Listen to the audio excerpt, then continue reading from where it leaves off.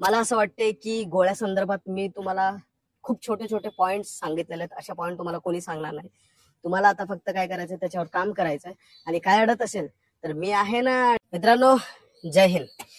मित्रांनो, आपण जी गोळा फेकची प्रॅक्टिस करतो, तर मला बरेचसे प्रश्न आलेत की सर आम्ही ना जो गोळा विदाऊट स्टॉपर फेकतो ना, त्याच्यामध्ये गोळा चांगला जातो, पण जसं स्टॉपर लावलं तसा आम्हाला गोळा फेकायला त्रास होतो किंवा गोळा आमचा कमी जातो.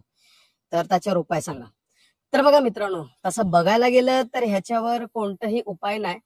कारण मी असं बऱ्याच लोकांना पाहिलं, इव्हन मी आता सुद्धा फेकला गोळा, तर विदाऊट स्टॉपर माझा गोळा खूप चांगला जात होता. आणि जसं स्टॉपर लावलं तसं एक पंजाभर मागे आला. तर असं होणार आहे. कारण कसं असतं, ह्याची आपल्याला भीती असते की बाबा फेकताना माझा पाय ह्याच्यावर जाईल का. परंतु तुम्हाला सांगतो मित्रांनो, जर आपण ह्याची सवय लावली नाही तर ऐन वेळेला भरतीला आपला गोळा जाणार नाही. समजलं? कारण तुम्हाला ह्याची प्रॅक्टिस करावीच लागणार आहे. याच्याशिवाय तुमच्याकडे पर्याय नाही. आणि जे लोक ह्याची प्रॅक्टिस करत नाहीत आणि गोळा आउट ऑफ फेकतात, त्यांनाच पुढे जाऊन प्रॉब्लेम देखील होतात. बरोबर? त्यांचा गोळा भरतीला आउट ऑफ जात नाही. आलं लक्षात? सो तुम्ही बघा, हे आता आम्ही होममेड बनवलेलं आहे. होममेड. तर तुम्ही पण अशा प्रकारचं बनवू शकता. आणि तुम्हाला हे बघा, हे देखील बनवलेलं आहे गोळा फेकण्यासाठी. मस्त कॉन्क्रिटीकरण केलेलं आहे. तर अशा प्रकारे कॉन्क्रिटीकरण करा. कारण कसं असतं, आपण जेव्हा मातीमध्ये फेकतो ना, तेव्हा आपल्याला मस्त पायाची ग्रीप आणि ते सगळं भेटत नाही.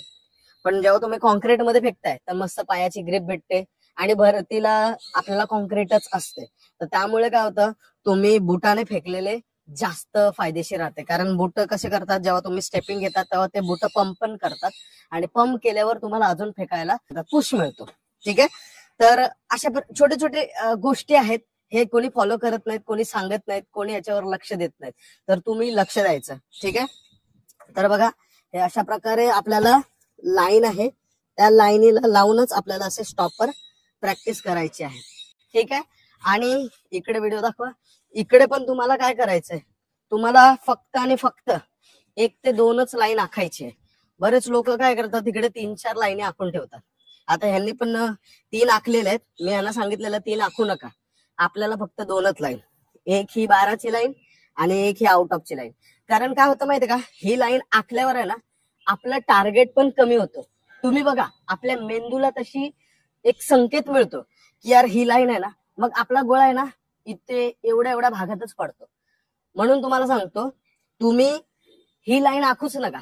तुम्हाला काय करायचंय, डायरेक्ट ही आणि ही. आणि हो, लक्षात ठेवायचंय, तुम्हाला आहे ना ही एकच लाईन शेवटची हे पण ड्रॉ करायचं नाही. कारण बऱ्याचदा काय होतं, जेव्हा आपण एकच लाईन ड्रॉ करतो ना, तर तिथून त्याचा अंतर जर तुम्ही बघणार तर ते खूप लांब वाटतंय आणि असं वाटतं की यार कधी आपला गोळा जाईल, आणि एक निगेटिव्हिटीचा माहोल आपल्या डोक्यात बसलेला असतो.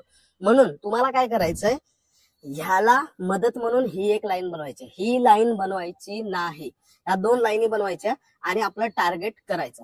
आता तुम्हाला अजून एक गोष्ट सांगतो, ही एक छोटीशी गोष्ट आहे, असं कोण सांगत नाही, परंतु तुम्ही करा, तुम्हाला 100% फायदा दिसेल. समजा माझा गोळा इथे पडला. ठीक आहे? तर काय करायचं, अशा प्रकारचं काहीतरी असेल, तो इथे टार्गेट ठेवायचा. आपण काय करतो माहितीये का, आता माझ्या 12च्या लाईनीचा पुढे मार्क पडला. ओके, मग मी काय करतो, डायरेक्ट आता माझा गोळा आउट ऑफ गेला पाहिजे, ह्या लाईनीच्या पार गेला पाहिजे, आपण असं बघतो. असं नाही करायचं. तुम्हाला काय करायचं माहितीये का, थोडं थोडं थोडं थोडं खायचंय. आलं लक्षात? आता मी काय केलं, माझा गोळा इथे पडला म्हणून मी काय केलं, टार्गेट हे केलं, हे नाही. आणि मग आपल्याला टार्गेट काय करायचंय, फेकताना गोळा ह्याच्या पुढे कसा जाईल ह्याकडे लक्ष ठेवायचंय. बघा मित्रांनो, मी देखील माझा गोळा असाच आउट ऑफ केला. मी काय केलं, माझा जिथे गोळा पडायचा मी एक टार्गेट नेऊन तिथे ठेवायचा आणि माझा नेक्स्ट जो गोळा आहे तो त्या टार्गेटच्या पुढे जाईल, असं माझं एक हे असायचं, संकल्प असायचा. मग जसा तुमचा गोळा ह्याच्या पुढे गेला तर मग काय करा, असं एक पुढे टार्गेट ठेवून द्या आणि हळूहळू लगेच लगेच लगेच लगेच गोळा फेकायचा नाही. म्हणजे तुम्ही एक गोळा फेकला, नाही नाही नाही मस्त गेला, परत जाऊ, परत फेकतो, तसं करू नका. थोडं थांबा. आणि अजून बऱ्याचशा गोष्टी आहेत. त्याच्यातल्या एक अशी पण गोष्ट आहे, मी बऱ्याच लोकांना बघतो की पहिल्या ते लोक डिप्स मारतात, जोर मारतात, सूर्यनमस्कार मारतात आणि नंतर गोळा फेकायला जातात. मित्रांनो मला सांगा, तुमचा गोळा कसा जाणार? तर गोळा फेकण्यापूर्वी कोणतीही ऍक्टिव्हिटी हातांची करायची नाही. ठीक आहे. गोळा फेकल्यानंतर तुम्हाला 100, 200, 500, 1000 जे काय मारायचंय ते मारा, परंतु गोळा फेकण्यापूर्वी असं काही करू नका, नाही तर गोळा तुमचा काय जाणार नाही. तर अशा छोट्या छोट्या गोष्टी तुम्ही लक्ष ठेवल्या तर गोळा तुमचा इम्प्रूव्ह 100% होईल. ओके.